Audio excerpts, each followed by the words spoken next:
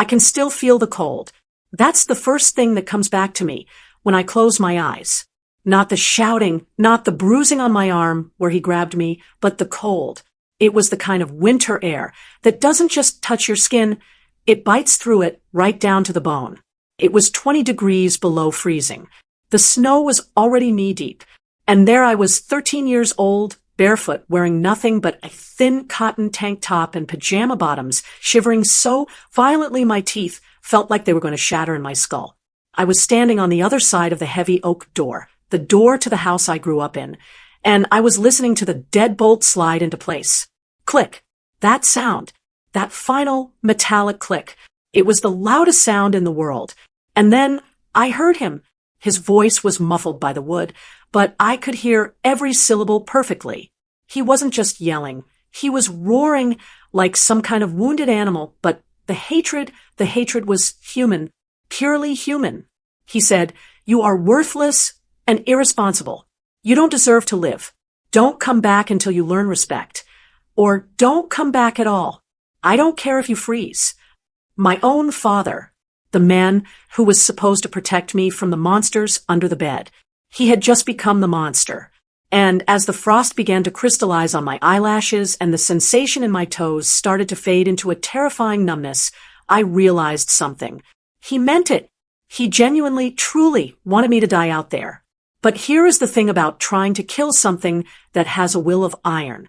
If you don't succeed, you don't just leave a victim behind. You create an enemy. You create a survivor. And standing there in the snow, crying until the tears froze on my cheeks, I made a promise to the universe, to God, to anyone who was listening. I whispered it into the freezing wind. I said, "One day you are going to pay for this. One day I will be someone you can't hurt. And when you come crawling back, and I know you will, I'm going to watch you freeze." If you love seeing entitled people get exactly what they deserve, hit that follow button right now, because the way I destroyed his ego was priceless. Years later, I became someone he could never control again, someone he would pay dearly for underestimating. But to understand why I enjoyed his downfall so much, you have to understand the hell he put me through. You have to understand that the night in the snow wasn't an accident.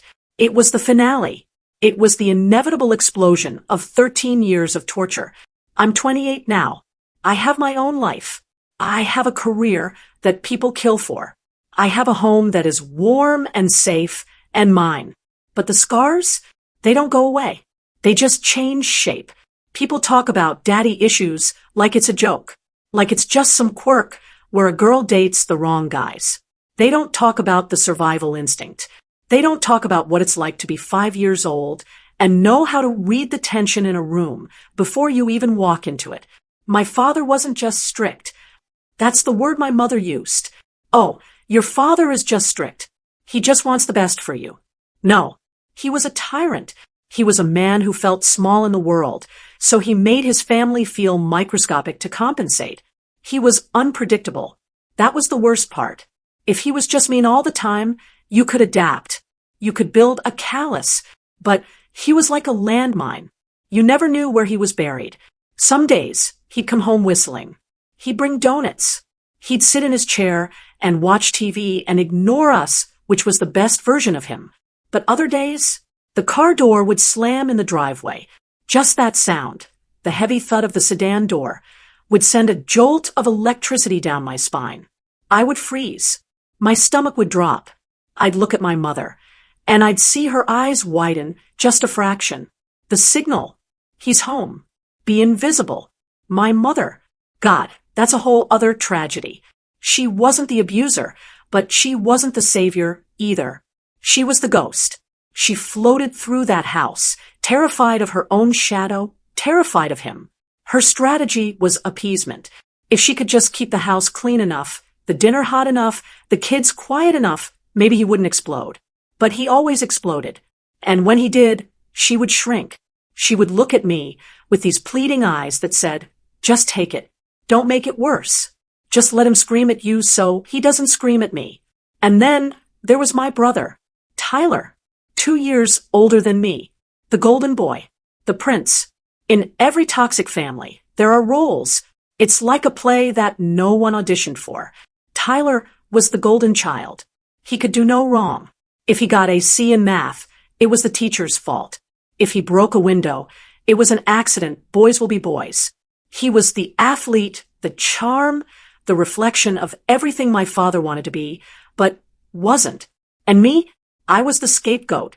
I was the dumping ground for every negative emotion my father couldn't process. If I got an A, why wasn't it an A+? If I cleaned the kitchen, I missed a spot. If I laughed too loud, I was being disrespectful. If I was too quiet, I was being sullen. I was ungrateful. I was lazy. I was worthless. I heard that word so many times it started to sound like my name. Worthless, come here. Worthless, do the dishes. Tyler figured out the dynamic early. He was smart in a cruel, predatory way. He learned that the best way to keep the heat off himself was to direct it at me. If he forgot to take out the trash, he'd wait until he heard Dad's car. Then he'd say, loud enough for Dad to hear walking in, "I can't believe she forgot the trash again." And just like that, the target was painted on my back. I lived in a state of chronic, high-functioning anxiety. I didn't know what it was called back then. I just knew that my chest always hurt. I knew that I couldn't sleep without facing the door. I knew that I had to memorize the creak of every floorboard, so I could move around the house without making a sound. I remember one Tuesday. I was 10. I had the flu. I was burning up, vomiting, miserable. Dad came home and saw me sleeping on the couch. He didn't ask how I felt. He didn't check my temperature. He screamed at me for being lazy and useless because the living room wasn't tidied up. He kicked the couch I was lying on. Hard. The force of it shook my whole body. I had to get up, shaking with fever, and fold blankets while he stood over me, listing all the ways I was a burden to him. "You cost me money," he'd say. "You eat my food. You take up space. And what do you give back? Nothing. You are a parasite." A parasite. Imagine telling a 10-year-old child they are a parasite. By the time I was 13, I was a shell. I was doing everything right on paper. I had straight A's. I was in the school choir. I never stayed out late. I never talked back. I was desperately, pathetically trying to earn just one nod of approval, just one moment where he looked at me and didn't see a mistake. But the bar kept moving. That's the trick with abusers. You can never win because the game is rigged. The goal isn't for you to succeed. The goal is for you to fail so they have an excuse to hurt you. They need your failure. It feeds them. And that brings me to that night. The night that broke everything. It was January, the dead of winter. The heating bill was high, and my father had been obsessing over money for weeks. He was pacing the house like a caged tiger, looking for a fight. You could feel the pressure in the air, heavy and suffocating. My brother, Tyler, had stolen $50 from my father's wallet. I knew he did it. I saw the new video game in his room. I saw him hiding the receipt, but I didn't say anything. The rule in our house was snitches get stitches, and Tyler was bigger than me. He had a mean streak that rivaled Dad's. Dad came home early. He was in a mood. His face was red, his veins bulging in his neck. He went straight to his office, and 5 minutes later, he stormed out, holding his wallet. "Who took it?" he bellowed. His voice shook the walls. My mother was in the kitchen, chopping vegetables. She froze. The knife hovered in the air. "Took what, honey?" $50. Someone went into my wallet and stole $50. Do you think I'm stupid? Do you think I work like a dog, so you ungrateful leeches can rob me? He looked at Tyler. Tyler was sitting at the table doing homework. He didn't even flinch. He just looked up with those calm, lying eyes and said, "I saw her in your office earlier." He pointed at me. I was reading a book in the corner.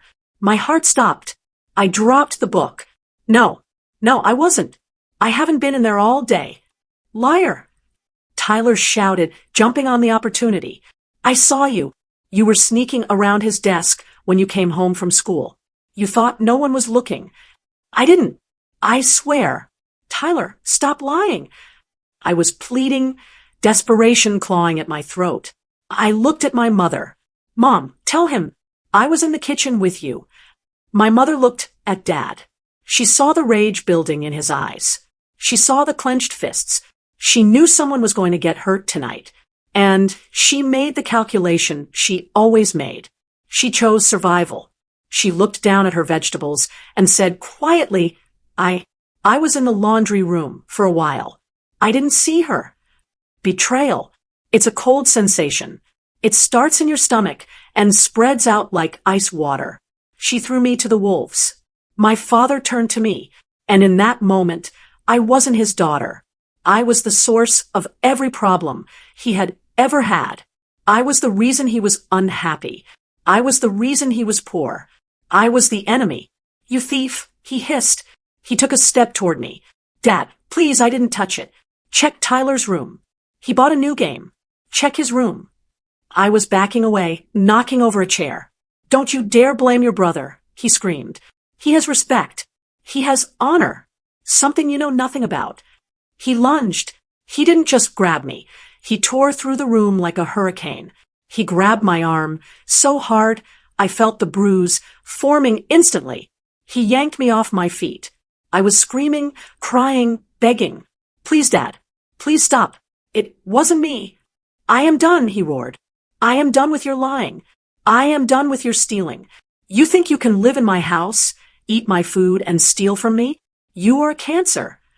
He dragged me. He literally dragged me across the living room floor. The carpet burned my skin. I tried to grab onto the doorframe of the hallway, my fingers slipping on the wood. Mom, help me. My mother stood in the kitchen doorway. She was crying. She had her hand over her mouth. But she didn't move. She didn't say a word. She just watched. She watched him haul her 13-year-old daughter toward the front door like a bag of trash. Tyler was smiling. It was a small, subtle smile just at the corners of his mouth. He was enjoying the show. He had won. He had the money, the game, and now he got to watch me be destroyed. My father threw open the front door. The wind hit us instantly. It was a wall of ice. The snow was swirling in the porch light, violent and chaotic. Get out, he snarled. Dad, no. It's freezing. I don't have shoes. Please. I was sobbing so hard I could barely breathe. I clung to his shirt. He peeled my fingers off him with disgust. I don't care. You want to act like an animal? Go live outside like one. He shoved me. Hard. I flew backward, stumbling over the threshold, and landed in the snow. The shock of the cold on my bare feet was agonizing. It felt like stepping into fire. I scrambled up, trying to run back inside. Dad, please. I'm sorry. I'll do anything. Please don't lock me out. He stood in the doorway, looming over me, a giant silhouette against the warm light of the hallway. He looked down at me with pure, unadulterated loathing. And then he said it. The line that would echo in my nightmares for 15 years. You are worthless and irresponsible. You don't deserve to live. Slam. The door shut. I heard the lock turn. Click. And then silence. Just the howling wind. I stood there for a second, my brain unable to process what had just happened. Surely he was joking. Surely he was just trying to scare me. He would open the door in 10 seconds. He would yell some more, ground me for a month, but he wouldn't leave me here. He wouldn't leave me to die. I knocked. Dad, open the door. It's cold. Please. Nothing. I pounded on the wood. Mom, please open the door. Nothing. The lights in the living room turned off. Panic set in. Real primal panic. The cold was already hurting. My toes were curling up. My arms were bare. And the wind felt like knives slicing into my skin. I was wearing thin cotton pajamas. I might as well have been naked. I ran to the window. I tried to peer inside. I saw them. I saw my father sitting back down in his chair. I saw my mother wiping the counter. They were going back to their evening. They were acting like I didn't exist, like they hadn't just thrown their child into a freezer. I banged on the glass. Let me in. Please. I'm freezing. My father didn't even look up. He just turned up the volume on the TV. That was the moment my heart broke. Not that he broke up with me kind of heartbreak. The kind where the fundamental trust you have in the world snaps. The people who were supposed to keep me alive were actively trying to kill me. I realized then that if I stayed on this porch, begging for mercy from people who had none, I would die. I would freeze to death right here on the welcome mat. And the sick part, they might not even find me until morning. I had to move. I had to survive. I looked down the street. The houses were far apart. We lived in a semi-rural area. The nearest neighbor was the Johnsons, about a quarter-mile down the road. But they were friends with my dad. Mr. Johnson drank beer with him. If I went there, they might just call him. They might send me back. No, I needed someone who hated him. I needed someone who knew what he was. My grandmother, my mother's mother, Nana Rose. She lived 3 miles away, 3 miles in deep snow, 3 miles in 20 below zero weather, barefoot. It was a death sentence. But staying on the porch was a death sentence, too. At least if I walked, I was fighting. I wrapped my arms around myself, trying to preserve whatever tiny scrap of heat I had left. I stepped off the porch and into the driveway. The snow crunched under my feet. The pain was immediate and blinding. It felt like walking on broken glass and burning coals at the same time. I started to walk. One step, another step. The wind screamed in my ears. You're going to die here, a voice in my head whispered. You're worthless. He was right. You're just going to die in a snowbank. No, I gritted my teeth. No, I focused on the anger. I let the rage burn in my chest. I visualized my father's face. I visualized Tyler's smirk. I used that hatred as fuel. I will not die. I will not give you the satisfaction of burying me. The first mile was agony. I couldn't feel my feet anymore. They were just heavy blocks of ice at the end of my legs. My skin was turning a strange, waxy white. I was shaking so hard my muscles were cramping. By the second mile, I started to feel warm. I knew what that meant. We learned it in science class. Paradoxical undressing. Hypothermia. My body was giving up. My brain was tricking me. It was telling me to lie down, to sleep. Just close your eyes for a second. It's so soft. The snow is like a blanket. I stumbled. I fell into a drift. The snow was up to my waist. I wanted to stay there. It was peaceful. The pain was fading. Get up, screamed a voice in my head. If you close your eyes, he wins. He wins. I dragged myself up. I couldn't walk anymore. I was shambling, stumbling. My vision was blurring. I couldn't see the road. I just saw white. And then I saw a light. A porch light. It wasn't Nana Rose's house. I hadn't made it that far. It was a gas station. The old one on the corner of Route 9. I don't remember crossing the parking lot. I don't remember opening the door. All I remember is the bell chiming. Ding dong. And the wave of heat hitting me. The clerk was an old man named Gary. He looked up from his newspaper, annoyed that someone was coming in so late. When he saw me, the newspaper dropped from his hands. I must have looked like a ghost. Blue lips, ice in my hair, skin the color of marble, barefoot with bloody, frozen feet. Oh my God, he whispered. I tried to speak. I tried to say, help me. But my jaw was frozen shut. I couldn't form words. I just made a croaking sound and collapsed onto the dirty linoleum floor. The last thing I remember before the blackness took me was Gary vaulting over the counter, shouting into his phone. I need an ambulance. Now, I have a kid here. Jesus Christ, she's frozen solid. I blacked out, but I wasn't dead. I had escaped. They say freezing to death is peaceful at the end. They say you just drift off into a warm, white sleep. But they don't tell you about the waking up. They don't tell you about the thawing. Waking up wasn't peaceful. It was screaming. It was a pain so absolute, so all-consuming that I didn't know where my body ended, and the fire began. My feet were on fire. My hands were on fire. It felt like someone was taking a hammer to every nerve ending I had, shattering them one by one. I woke up to the sound of beeping. Rhythm. Beep, beep, beep. And the smell of bleach and iodine. I tried to sit up, but a hand pushed me back down. A gentle hand. A hand that felt like sandpaper and safety. Stay down, baby. Stay down. You're safe. I opened my eyes, and through the blur of tears and painkillers, I saw her, Nana Rose, my mother's mother, but she didn't look like the grandmother who baked cookies. She looked like a general who had just walked off a battlefield. Her hair was messy, her eyes were red-rimmed, and her jaw was set so tight, I thought she might crack a tooth. Nana, my voice sounded like gravel. I'm here, she said. Her voice broke, just for a second, before she steeled herself again. I'm right here, and nobody is ever going to hurt you again. Over my dead body. The doctors came in later. They talked about severe hypothermia and grade 3 frostbite. They used words like tissue necrosis and potential amputation. They were talking about my toes, my feet. They were talking about whether I would ever walk properly again because my father decided $50 was worth my life. I remember lying there, listening to them discuss my limbs like they were damaged car parts, and feeling a strange, cold detachment. I wasn't crying anymore. I think I had cried every tear I had in that snowbank.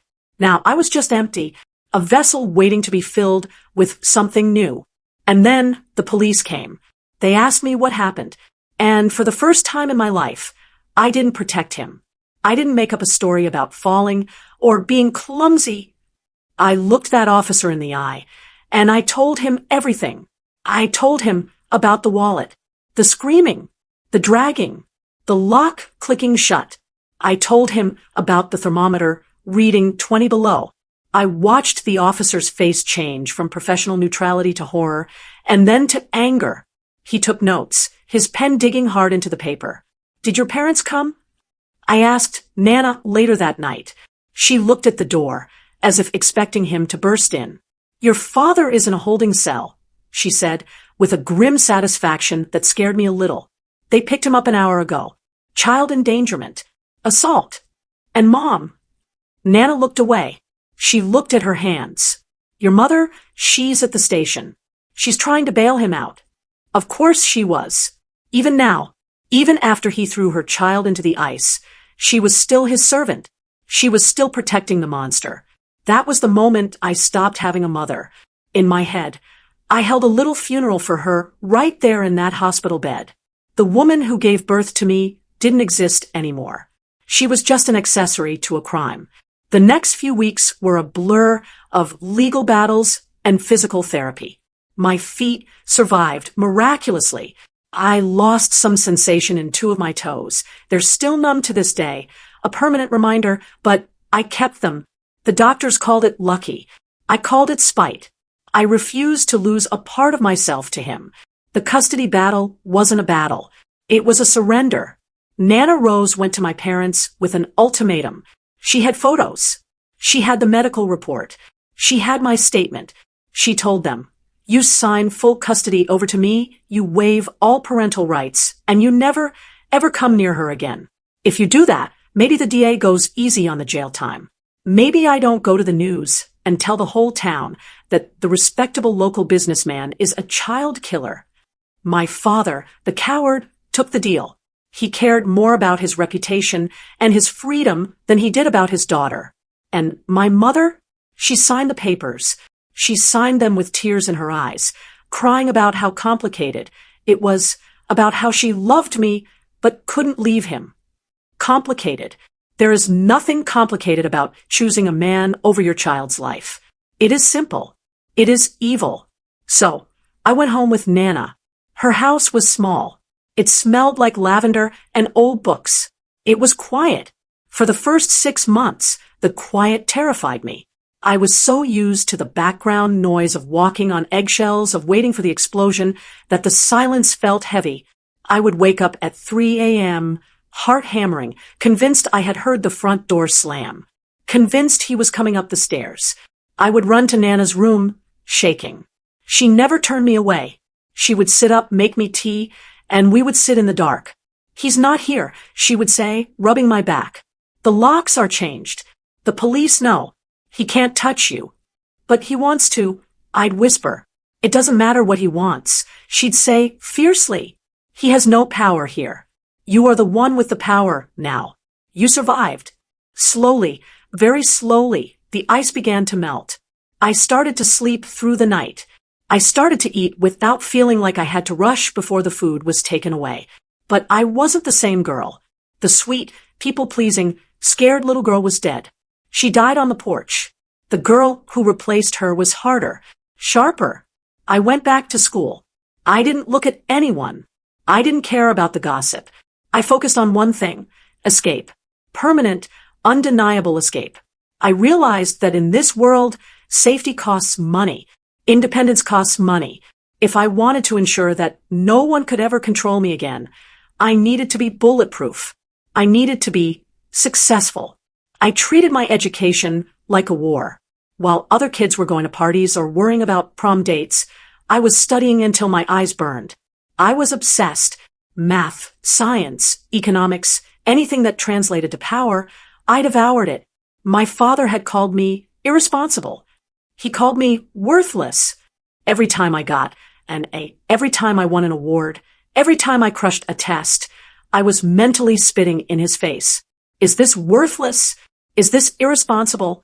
I graduated high school as valedictorian. I gave a speech about resilience. I saw Nana in the front row, beaming, wiping her eyes. My parents weren't there. My brother wasn't there. I didn't invite them. I heard through the grapevine that Tyler had dropped out. He got caught dealing drugs behind the gym. The golden child was rusting. The karma was starting a slow drip, but I didn't have time to watch it. I had to leave. I got a full-ride scholarship to a university 3 states away. I packed my life into 2 suitcases. I hugged Nana on the porch, a safe porch, a warm porch, and I promised her I would make her proud. You already have, she told me. Just promise me one thing. Don't let the anger eat you alive. Use it, but don't let it be the only thing inside you. I tried. I really tried. But the anger was my engine. College was a blur of caffeine and ambition. I didn't party. I worked. I took double course loads. I worked 2 part-time jobs because I was terrified of being broke. I hoarded money like a dragon. Every dollar in my savings account was a brick in the wall I was building between me and my past. I majored in business and finance. I wanted to understand how money worked because money was the weapon my father had used against us. He controlled the purse strings, so he controlled the house. I vowed to never, ever be financially dependent on another human being as long as I lived. By 22, I had my degree. By 24, I was a junior executive at a firm in the city. I was ruthless. I was efficient. I had no tolerance for excuses, but unlike my father, I was fair. I treated people with respect, but I demanded excellence. By 26, I bought my house.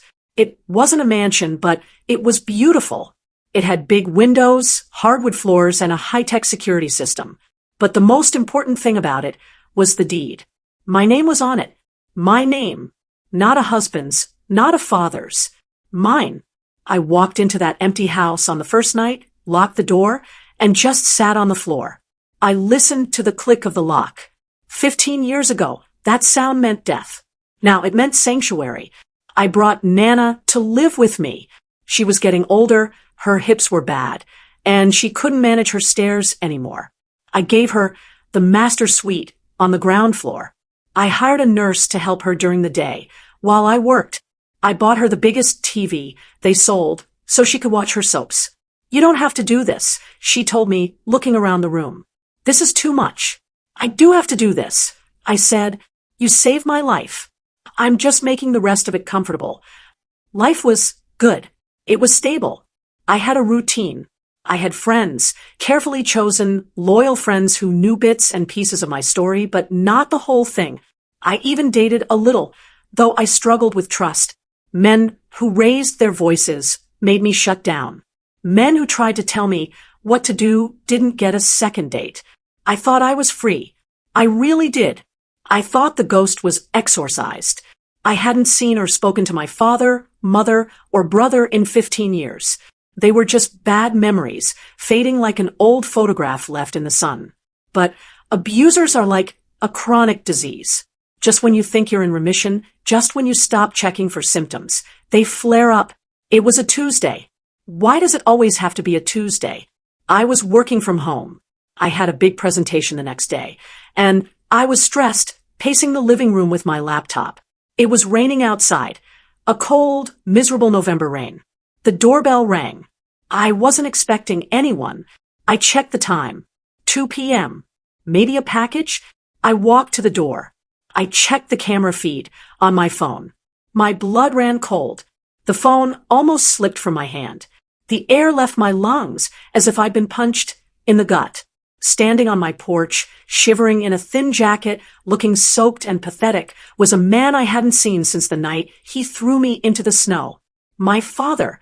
He looked terrible. That was the first thing my brain registered. The giant, terrifying monster of my childhood was gone. In his place was a shriveled, balding, gray-faced old man. He looked smaller. He was stooped over. His clothes were threadbare. He looked like a beggar. But it was him. The eyes were the same. Those cold, calculating, selfish eyes. I stared at the screen, my heart hammering against my ribs like a trapped bird. Don't open it. The little girl inside me screamed. Hide. Run. No, the adult woman answered. This is my house. This is my ground. I walked to the door. I unlocked it. I opened it, but I left the security chain on. A 2-inch gap. Just enough to speak, not enough to enter. He looked up. He saw me. And for a split second, I saw the old flash of arrogance, the expectation that I would cower. But then he saw the woman standing there. He saw the expensive blouse, the gold watch, the cold, hard expression on my face that mirrored his own from years ago. Hello, daughter, he said. His voice was raspy. He tried to smile, but it looked more like a grimace. What do you want? I didn't say hello. I didn't call him Dad. My voice was ice. Is that any way to greet your father? He tried to play the respect card, the old reflex. It's raining. Let me in. I'm freezing out here. I know, I said. I know what freezing feels like. Remember? He flinched, just a little. Look, that was a long time ago. We need to talk. Family business. I don't have a family, I said. I have a grandmother. She's inside, warm and dry. You have nothing to do with us. I need help, he blurted out. The arrogance crumbled. Desperation took over. Things have been hard. The business went under. Your mother, she's sick. Tyler is useless. I have nowhere else to go. I heard you were doing well. I heard you made something of yourself. I did, I said, despite you, not because of you. I raised you, he snapped, his voice rising. There it was. The anger. I put a roof over your head for 13 years. I fed you. You owe me. You can't just leave your father out on the street. I looked at him. I really looked at him. I looked for fear. I looked for guilt. I found none. I just found entitlement. He truly believed that simply because he had contributed genetic material to my existence, he was entitled to the fruits of my labor. He thought he could break me, discard me, and then come back to harvest the crop he tried to destroy. I owe you, I asked, my voice deadly calm. I owe you? I owe you for the therapy bills? I owe you for the nightmares? I owe you for the frostbite scars on my feet. You were a difficult child, he shouted. You needed discipline. I made you tough. Look at you. You're successful because I didn't coddle you. The delusion was breathtaking. He was rewriting history to make himself the hero of my success story. I am successful, I said, leaning closer to the crack in the door, because I survived you. And now I'm going to do what you did to me. What are you talking about? He looked confused. I'm going to close the door, I said. No, wait, you can't. I have no money. I have no car. The bus dropped me off 3 miles away. 3 miles? I raised an eyebrow. That's a long walk, especially in the cold. Please. He grabbed the doorframe. I'm your father. My father died the night he locked me out in the snow. I said, you're just a stranger on my porch. I slammed the door. I threw the deadbolt. Click. I leaned my forehead against the wood, shaking. Not from fear. From adrenaline. From the sheer, overwhelming power of saying no. I heard him yelling for a few minutes. He banged on the door. He called me names. Ungrateful bitch. Cold-hearted snake. And then silence. I walked to the window. I watched him zip up his thin jacket, hunch his shoulders against the rain, and start walking down the driveway. I didn't feel guilty. I waited for the guilt, but it didn't come. I felt light, but I knew this wasn't over. He was desperate, and desperate men are dangerous. And he wasn't alone. He had mentioned Tyler. He had mentioned Mom. The cancer was back, and if I wanted to cut it out for good, I was going to have to face all of them. My phone buzzed in my pocket. A text message. Unknown number. I opened it.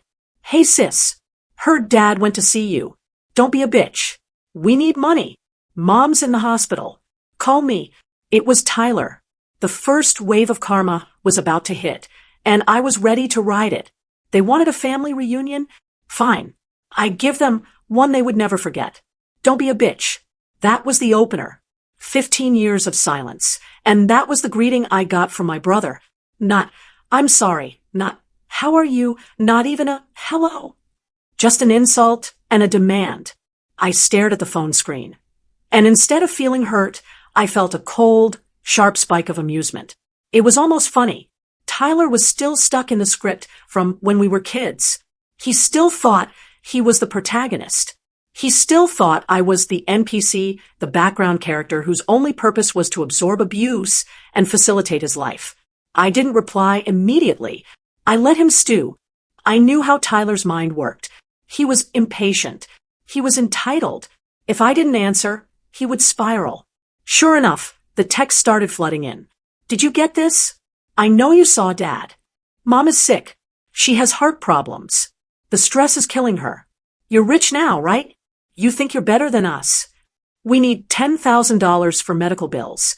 Dad's broke. You owe us. There it was again. You owe us.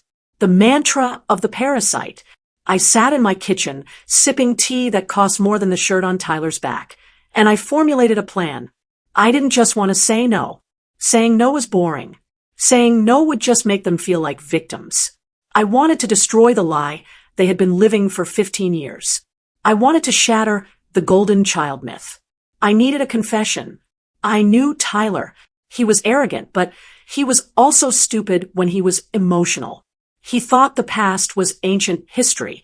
He thought what happened that night in the snow was irrelevant now because I turned out fine. I finally typed back. I'm not giving you a dime, Tyler. Not after what you did. I watched the 3 little dots appear immediately. He was glued to his phone. What I did? You're crazy. Stop living in the past. I typed, you know exactly what I'm talking about. You ruined my life over $50. You let Dad throw me out for something you stole. I held my breath. This was the gamble. If he denied it, if he stuck to the lie, I had nothing. But I was banking on his ego. I was banking on his need to minimize me. The reply came a minute later.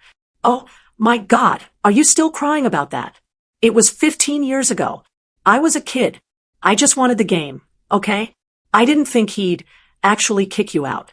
Get over it. It was $50. You have thousands now. Stop being petty and help your family. My heart stopped, then restarted with a thunderous beat of triumph. Click. Screenshot. Click. Save to cloud. Click. Email to myself. He admitted it. I just wanted the game. It was $50. He had just handed me the nuclear launch codes.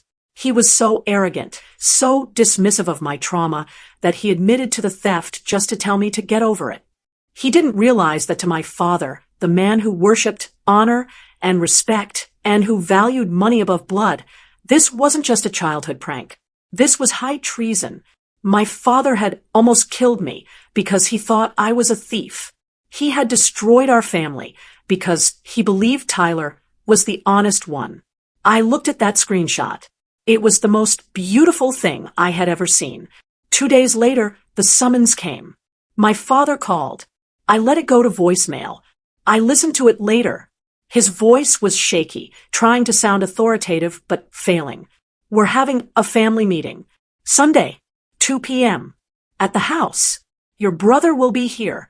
Your mother will be here. You need to come. We need to settle this financial situation. Don't make me come to you again. I played it twice. I looked at Nana. She was sitting in her recliner, knitting. She looked up at me over her glasses. You don't have to go, she said softly. You know that, right? You can stay right here. We can change your number. I know, I said. I walked over and kissed her forehead. But I'm going. I'm not going to reconcile. Nana, I'm going to finish it. Be careful, she whispered. A cornered rat bites. I'm not the cheese anymore, Nana, I said. I'm the trap. Sunday came. The sky was gray, mirroring the mood. I dressed carefully. I wore a tailored black suit, expensive heels. My hair was sleek and perfect. I drove my car, a luxury sedan that cost more than my father had made in 5 years, and I headed back to the place I had sworn never to return to. Driving through that town was like driving through a graveyard. Everything looked smaller. The streets were cracked. The shops I remembered were boarded up or replaced by vape stores and payday loan places. It was a dying town for dying people. I turned onto my old street, and there it was, the house. It looked pathetic. The siding was peeling. The lawn was overgrown with weeds. The gutter was hanging off on one side. The porch where I had begged for my life, was rotting. The wood was gray and splintered. I parked in the driveway. I saw Tyler's car, a beat-up Honda with a rusted bumper. My father's old truck was there, sitting on flat tires. I took a deep breath. I checked my phone. The screenshot was ready. I walked up the steps. The wood creaked. I remembered the cold. I remembered the snow. But today I felt nothing but heat. A cold, focused fire in my chest. I didn't knock. I still had a key on my old keychain. A relic I kept in a box. I didn't think it would work. Maybe they changed the locks after all. I tried it. It turned. They hadn't even changed the locks. That's how arrogant they were. Or how lazy. I walked in. The smell hit me first. Stale cigarette smoke, fried food, and that distinct, musty scent of damp carpet. It smelled like depression. They were all in the living room. The same living room where he had dragged me. My father was in his recliner. He looked frail. His skin was gray, his hands shaking slightly. But when he saw me, he straightened up, trying to inflate himself back into the tyrant he used to be. My mother was on the couch. She looked old. Her face was puffy, her eyes watery. She had a blanket wrapped around her. She looked at me with that same pathetic, pleading expression she had used 15 years ago. And Tyler, he was leaning against the wall, trying to look cool. He looked tired. He had bags under his eyes. He was wearing a stained hoodie. You came, my father grunted. He didn't stand up. I'm here, I said. I didn't sit. I stood in the center of the room. I wanted to tower over them. Good, my father said. Sit down. We have business. I'll stand, I said. What do you want? Show some respect. Tyler snapped. Dad's not feeling well. I don't care how he's feeling, I said, not even looking at Tyler. My eyes were fixed on my father. You called a meeting. Speak. My father cleared his throat. He looked uncomfortable. The power dynamic had shifted, and he knew it. He was the beggar now. As you know, he started, his voice wavering. Times have been hard. The economy, it's not what it was. Your mother needs surgery. I've been unable to work. Cut to the chase, I said. He scowled. We are losing the house. The bank is foreclosing in 30 days. We have nowhere to go. Tyler has been helping, but he has his own family to worry about. He paused, waiting for me to offer. I didn't. I just stared at him. We need you to step up, he said, his voice hardening. You are my daughter. You have a duty. We need $80,000 to pay off the arrears and cover your mother's bills. Or you can buy the house. You can buy it, and we can live here. It would be a good investment for you. I almost laughed. A good investment? This rotting pile of wood. So let me get this straight, I said, my voice calm and clear. You want me to pay for the house you kicked me out of? You want me to fund the lifestyle of the man who told me I didn't deserve to live? I was angry, my father shouted, slamming his hand on the armrest. I was trying to teach you a lesson. You were stealing from me. Was I? I asked. We all know you were, he spat. You took that money. You were a liar and a thief. I did what I had to do to discipline you. I didn't steal the money, I said. Don't start this again. Tyler groaned. Jesus, just pay the money so we can be done with this. I didn't steal the money. I repeated, louder this time. I turned to Tyler. Did I, Tyler? Tyler froze. He looked at me, then at Dad. I don't know what you're talking about. Really? I pulled out my phone. Because that's not what you said on Tuesday. What is this? My father squinted. What are you doing? I'm clearing my name. I said, 15 years too late, but better late than never. I walked over to my father. I held the phone right in front of his face. The brightness was turned all the way up. The text message was zoomed in. It was 15 years ago. I was a kid. I just wanted the game. Okay? It was $50. My father read it. I saw his eyes move back and forth. I saw him read it again. The room went silent. Dead silent. The only sound was the ticking of the grandfather clock in the hall. My father's face began to change. It went from confusion to realization, and then to a shade of purple I hadn't seen since I was 13. The veins in his neck popped out. He looked up at me. Is this real? Check the number, I said, cold as ice. It's from his phone. My father turned his head slowly. He looked at Tyler. It was the look of a predator spotting new prey. Tyler, my father whispered. It was a terrifying sound. Tyler was backing away toward the door. Dad, she's manipulating it. She's photoshopped it or something. It's not real. You just wanted the game, my father repeated. He stood up. He was shaking, but not from age anymore. From rage. The same rage that had almost killed me. You stole from me? You stole from my wallet. Dad, listen. I threw her out, my father roared. I threw my own daughter into the snow. Because of you. I lost 15 years of her life. I lost my reputation. Because you lied. It was $50. Tyler shouted, panic taking over. Who cares? Look at her. She's rich. It worked out. Why does it matter? It matters, my father screamed, because you made me look like a fool. You made me wrong. That was it. It wasn't that he felt bad about abusing me. It was that he couldn't handle the fact that he had been tricked. His ego couldn't handle the error. He lunged at Tyler. It was chaos. My father, frail as he was, grabbed Tyler by the collar. He was shaking him, slapping him. You traitor. You liar. You ungrateful little snake. Get off me, old man. Tyler shoved him back. My father stumbled and fell into the coffee table. Glass shattered. My mother started screaming. Stop it. Stop it. You'll kill him. His heart. She ran to my father, who was gasping for air on the floor, clutching his chest. Get out, she screamed at Tyler. Get out of here. I'm going. Tyler yelled. He looked at me with pure hatred. You happy now? You crazy bitch, are you happy? Ecstatic, I said.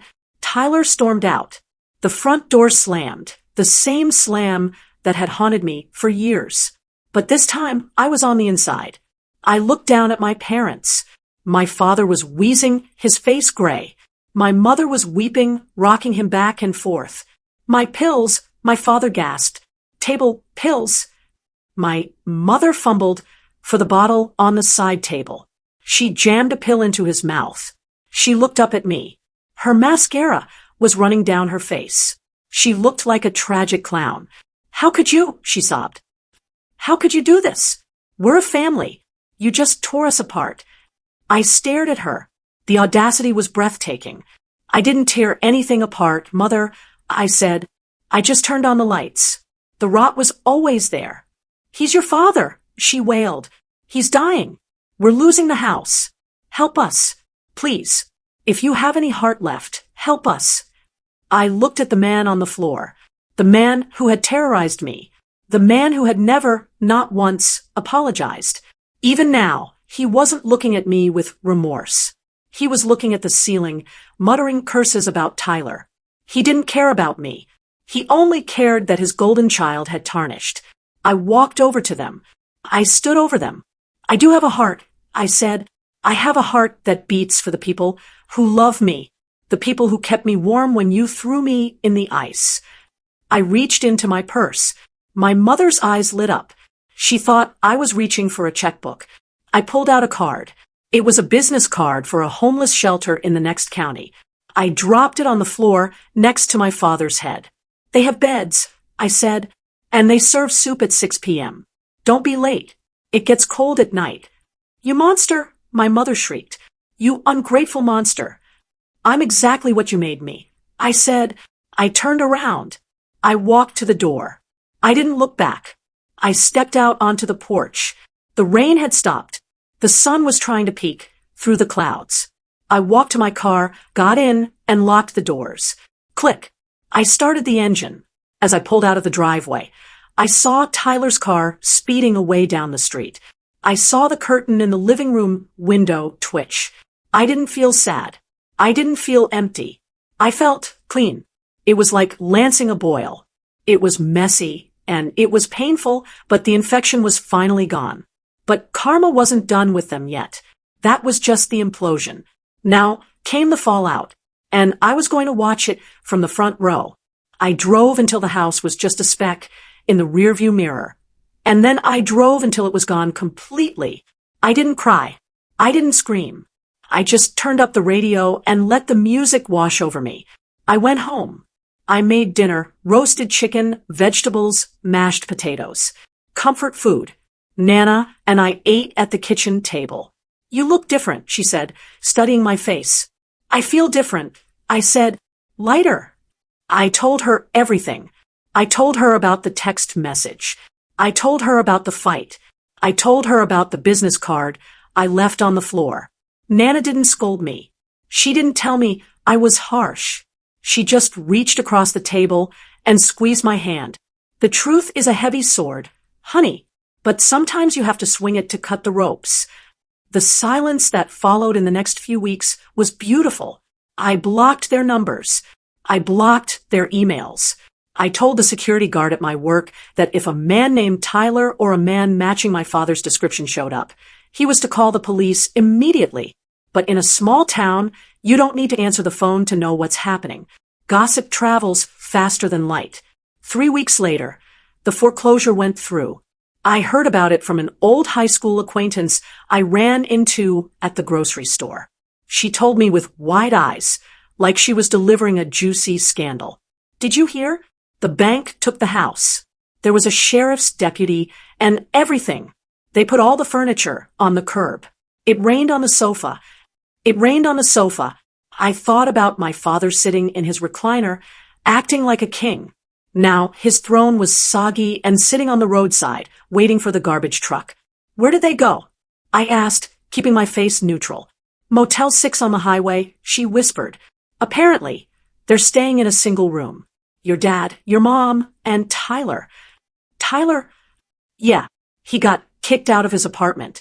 Something about unpaid rent and police activity. So they were all together, trapped in a tiny, cheap motel room. My father, the rage-filled tyrant. My mother, the eternal victim. And Tyler, the fallen golden child. It sounded like a hell of their own making. They would tear each other apart. They would blame each other until the end of time. And I wasn't there to be the buffer. I wasn't there to be the punching bag. 2 months later, the final domino fell. I was reading the local news online, a habit I was trying to break, but morbid curiosity is a hard thing to kill. There was a mugshot. Tyler, arrested for possession with intent to distribute. Burglary. He had tried to break into a pharmacy. He was desperate. The money ran out, the drugs ran out, and the entitlement didn't pay the bills. He was looking at 5 to 10 years. I looked at his face in the photo. He looked hollow, scared. The arrogance was finally gone, scrubbed away by the harsh fluorescent lights of the booking room. I felt a pang of sadness. Not for the man he was, but for the boy he could have been if my father hadn't poisoned him with favoritism. My father had destroyed both of his children, one with cruelty and one with indulgence. I was just the one who escaped the wreckage. I closed the laptop. That was it. The story was over. Winter came again. It was the anniversary. 15 years and one day. I woke up early. The house was quiet. The heating system was humming. A soft, expensive, reliable sound. I walked to the window. It had snowed overnight. A heavy, white blanket covered the world. The trees were frosted. The driveway was buried. I opened the front door. The air was sharp and biting, stinging my cheeks. It was 20 degrees below zero, the exact same temperature as that night. I stepped out onto my porch, my beautiful, sturdy mahogany porch. I was wearing fluffy pajamas and a thick robe. I had slippers on. I held a steaming mug of coffee in my hands. The warmth radiated through the ceramic, soaking into my palms. I looked at the snow. 15 years ago, I was a shivering, sobbing child banging on a door that wouldn't open, convinced that I was worthless, convinced that I was trash to be discarded. Today, I was a CEO. I was a homeowner. I was a survivor. I took a sip of coffee. It was rich and sweet. I won. I whispered to the cold air. I didn't mean I won the money. I didn't mean I won the argument. I meant I won my life back. I broke the cycle. My children, if I ever chose to have them, would never know what it felt like to be locked out in the cold. They would never know the sound of a lock clicking shut against them. They would only know warmth. Honey, I turned around. Nana Rose was standing in the doorway, leaning on her cane. She looked frail, but her eyes were bright. You're letting the heat out, she teased gently. I know, I said. I'm just checking the weather. It's cold out there, she said. I know, I smiled, but it's warm in here. Come inside, she said, holding the door open. I made cinnamon rolls. I looked at the snow one last time. I looked at the white expanse that had once been my grave, and now was just a view. Coming, Nana. I stepped back inside. I closed the door. I locked it. Click. And for the first time in 15 years, the sound didn't make me flinch. It sounded like safety. It sounded like home.